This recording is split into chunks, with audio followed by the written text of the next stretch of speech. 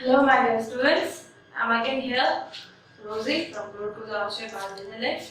आज हम पढ़ेंगे साइंस सब्जेक्ट क्लास 3 का चैप्टर 3 और चैप्टर 3 क्या है? कौन सा टॉपिक है? Staying safe. हम लोग कैसे सुरक्षित रह सकते हैं। तो आज हम जानेंगे कि हम कैसे सुरक्षित रख सकते हैं अपने आप को। तो आइए देखते हैं staying safe. Accidents are any unforeseen mishappenings caused due to carelessness. तो एक्सीडेंट्स कब होता है? एक्सीडेंट को जब भी हम एक्सीडेंट से कैसे बचे और कब होता है? इंसान के केयरलेसनेस की वजह से ही होता है। और हम घर पे या फिर स्कूल जाते वक्त या फिर स्कूल में कहीं बाहर रोड पे कहीं पे भी हो सकता है, एक्सीडेंट्स किसी से भी हो सकता है। और इसको ज़्यादा कम इंसान को हो सकता है, हानि पहुंच सकता है। तो हम कैसे बचें? तो ऑब्वियसली एक्सीडेंट्स किस कारण से होता है? केयरलेसनेस की वजह से। तो इससे हम कैसे बचें? We can avoid accidents by being extra careful and following safety rules at all places. तो हम ये दुर्घटना से कैसे अपने आप को बचाएं? होने वाली दुर्घटना कैसे करके? एक्स्ट्रा केयरफुल होके, हमें एक्स्ट्रा केयरफुल रहना चाहिए। और जगह पर अपना रूल्स होता है, वही का रूल फॉलो करना चाहिए। रोड पे भी रूल्स होता है, सेफ्टी रूल्स, बाहर के लिए, स्कूल में भी, घर में। ये सेफ्टी रूल्स के बारे में आज हम पढ़ेंगे, जानेंगे, और ये सेफ्टी रूल्स फॉलो करना भी चाहिए। अभी इस क्वारंटाइन में सभी घर पे है, बड़े बच्चे सभी घर पे है। तो पहले हम घर के पढ़ेंगे, घर के सेफ्टी रूल्स पढ़ेंगे। सेफ्टी एट होम, घर पे हम कैसे सुरक्षित हैं। तो पहले घर से ही शुरू करेंगे। सेफ्टी स्कूल जाने से पहले, कहीं बाहर जाने से पहले, सभी घर से ही तो शुरू होता है ना। तो हम घर से शुरू करेंगे। तो safety at home. Do not leave your toys, bags, shoes on the floor. You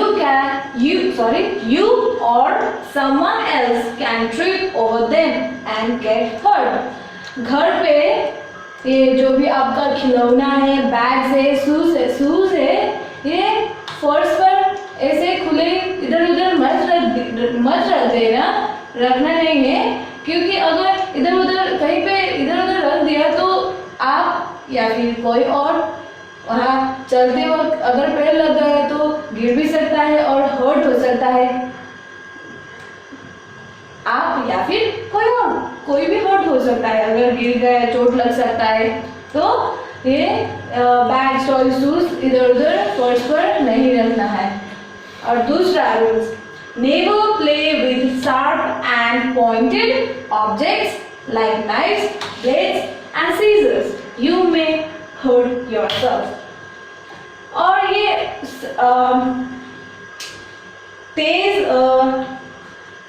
Tej and pointed objects के साथ नहीं खेलना है। एग्जाम्पल्स है नाइफ, ब्लेड्स और सीजर्स। ये जो भी नोकीला चीज, तेज धार वाला चीज घर पे होता है ना, नाइफ, ब्लेड्स घर पे यूज होने वाले ये चीज है। ये नुकीला, तेज ब्लेड ये लग सकता है अगर वो अपने ढंग से नहीं पकड़।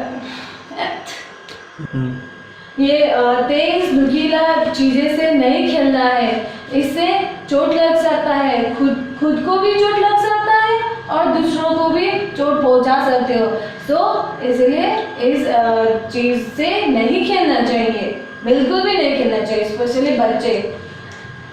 और तीसरा, do not touch electric gadgets or plugs with wet hands or bare feet. घर पे गीला हाथ और गीला हाथ पैर के साथ खाली पैर के साथ ये प्लग्स टच नहीं करना चाहिए। इलेक्ट्रिक गैजेट्स प्लग्स गीले हाथ से टच नहीं करना चाहिए, उससे इलेक्ट्रिक लग सकता है आपको। ये नहीं करना चाहिए। नहीं करेंगे तो आप सेफ रहेंगे। अगर आपने ऐसा बदमाशी में किया फिर आपसे हो गया तो आपको इलेक्ट्रिक शॉक लग सकता है, तो ये नहीं करना है, टच नहीं करना है। और fourth, do not touch hot pans और बॉइलिंग वाटर। घर पे किचन पे ये गरम पैन टच नहीं करना चाहिए और बॉइलिंग वाटर जब पानी जब उबल रहा हो उसको टच नहीं करना चाहिए। ऑब्वियसली बॉइलिंग वाटर गर्म होता है, जो उबल रहा हो पानी होता है वो गर्म होता है। अगर आपने टच कर दिया आपका हाथ जल जाएगा। और ये गर्म पैन ये भी आप टच करेंगे खाली हाथ से तो ऑब्वियसली आपको चोट लग जाएगा आपके हाथ पर। और ये गर्म पैन बॉइलिंग वाटर किचन में ये गर्म चीज़ें नहीं टच करना चाहिए, नहीं करना चाहिए। और first second third fourth fifth, do not play with match sticks. घर पे मैच स्टिक्स तो सभी के पास होता है, सभी घर पे होता है, मैच स्टिक्स यूज होता है किचन में। तो मैच स्टिक्स के साथ नहीं खेलना चाहिए। मैच स्टिक्स क्या काम करता है? जलाने का काम ना। अगर मैच स्टिक से खेलोगे तो उससे आग निकलेगा तो एक्सीडेंट हो सकता है, उससे अपने आप को भी हानि पहुंच सकता है। और उस मैच स्टिक से जो आग निकलता है उसके कारण कुछ और दूसरा चीज़ जल गया तो बाकी को भी हानि पहुंचा सकता है। तो ये सब नहीं करना है। हम घर पे कैसे सेफ रहे ये हम जान लिए, क्या नहीं करना चाहिए वो हम जान लिए। ये तो हो गया है घर के अंदर। तो अब हम आगे पढ़ेंगे घर के बाहर, जैसे कि रोड्स, स्कूल और बाकी प्लेसेस, फर्स्ट एड, ये सब के बारे में अब हम आगे जानेंगे। तो हम ये रब कर रहे हैं, नोट कर लीजिए और समझने की कोशिश कीजिए। जानेंगे कि रोड का safety rules, safety on the road पे होने वाले एक्सीडेंट से हम अपने आप को कैसे दूर रखें। तो आइए देखते हैं रूल्स। रोड पे चलते वक्त वहाँ का rules. Walk on the footpath. जब भी आप रोड पे चल रहे हो, रोड के बीच पे आप नहीं चल सकते, आपको फुटपाथ पे चलना है, एक रूल हो गया। और दूसरा, cross the road only at the zebra crossing. आप जब भी रोड पार करते हैं तो कहाँ से क्रॉस करना है, पार करना है? Zebra crossing. जो कहीं रोड जगह पर बना हुआ होता है, वाइट और ब्लैक स्ट्राइप जैसा, जेब्रा जैसा कलर दिखने वाला जेब्रा क्रॉसिंग, वहीं से आपको रोड पार करना है। अब कहीं से किधर से भी आप पार नहीं कर सकते। अगर करेंगे तो एक्सीडेंट्स का संभावना है, एक्सीडेंट्स होने का। तीसरा, before crossing the road look at your right, then your left and again to your right. Cross only when no vehicle is coming from either side. जब भी आप रोड के दूसरे पार जा रहे हो तब सबसे पहले क्या करना है? आपको लेफ्ट साइड देखना है। सबसे पहले look at your right side. सबसे पहले लुक एट योर राइट, आपको पहले राइट साइड देखना है कि कोई गाड़ी तो आ तो नहीं रहा। फिर लेफ्ट साइड देखना है, फिर राइट साइड देखना है। कि मतलब ये कि आप दोनों साइड को देखना है अच्छे से, फिर देखकर पार करना है। जब कोई गाड़ी ना आ रहा, कोई व्हीकल ना आ रहा हो तभी आप पार कर सकते हैं। Cross only when no vehicle is coming from the other side. Right और लेफ्ट देखने के बाद अगर दोनों साइड से कोई व्हीकल ना आ रहा है तभी आप पार कर सकते हैं। Do not run to reach the other side of the road even if there is no vehicle on the road. Road में आप दूसरे पार जब जा रहे हो दौड़ना नहीं चाहिए, बिना दौड़े पार करना है।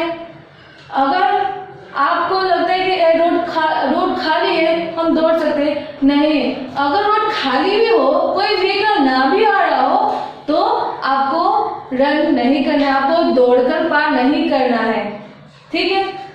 Do not run to reach the other side of the road even if there is no vehicle in the road। अब दूसरा देखते हैं, follow the traffic lights, cross the road only when the traffic stops। जब भी आप road पार कर रहे हो, जगह जगह पर ट्रैफिक लाइट्स होता है जो सिग्नल देते हैं रोड पार करने वाले इंसान को और गाड़ी चलने वाले व्हीकल्स को सिग्नल देते हैं। तो आपको रोड पार करते वक्त ये ट्रैफिक लाइट्स